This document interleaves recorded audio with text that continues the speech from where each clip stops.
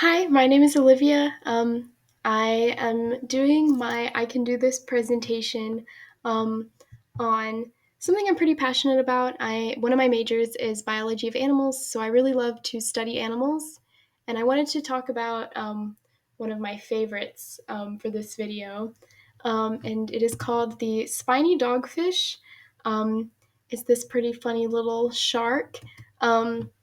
So they have many other names, such as the spur dog, the mud shark, the pike dogfish, but they are formerly known as Squalus acanthius, and it is of the family Squalidae. They are part of the squaliform order, which is the second largest order of sharks. It's a pretty fun group, as we see here.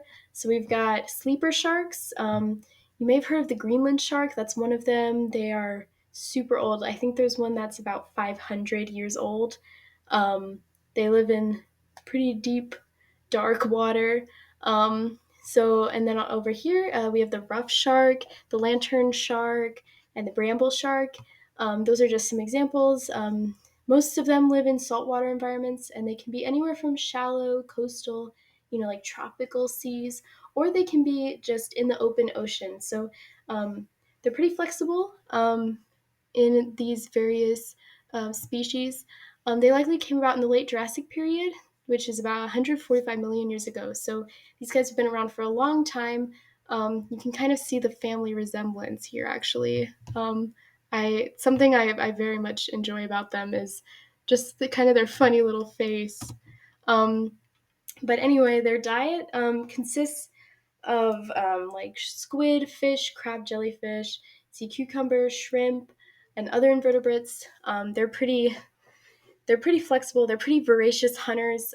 They can be quite aggressive in hunting. They can hunt in packs, up to 1,000, which is very impressive and um, in my opinion, pretty unheard of for such large animals. Um, if they're being hunted, they can use these spines near their dorsal fins to inject venom into their predator. Of course, this does not stop humans from hunting and eating them. You can see here this is dogfish stew. It's a cheaper alternative to shark fin stew, and it is legal to hunt these guys. Speaking of which, um, at one point, I believe they still are actually in the vulnerable category. But after regulations were put in place, they were able to recover, and now they're being commercially fished again. Um, but yeah, they are found in a lot of areas, a lot of more shallow, temperate oceans, particularly the Atlantic. Ones in the Pacific are declared a separate species as of 2010. Um, Fossils of these guys have been found as old as 11 million years old. So um, they're quite old creatures, as are most sharks.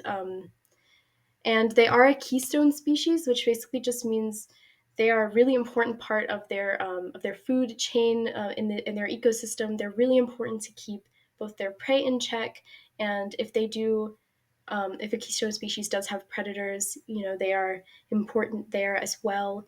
Um, but they basically kind of keep their whole ecosystem afloat. So that's pretty much all I have. It's a quick video. Here are my citations. Thank you so much for watching. Bye.